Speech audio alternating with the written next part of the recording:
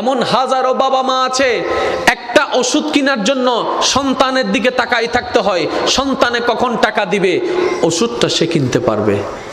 এটা কেমন জীবন?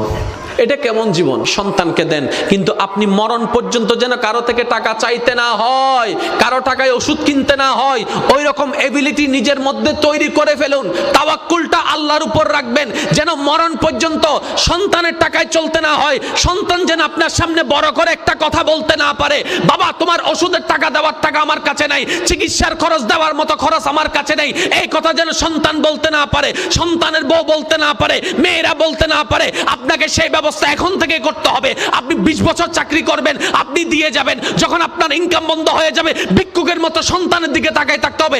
এমন জীবনের চাইতে তো মরণ অনেক ভালো হয়ে যাবে। মরণ আল্লাহ পাক বলে, বান্দারে তুই যদি আমাকে সন্তুষ্টি করে চলতি, বুড়া অবস্থায় ব্যবস্থা আমি করে দিতাম। বলেন সুবহানাল্লাহ।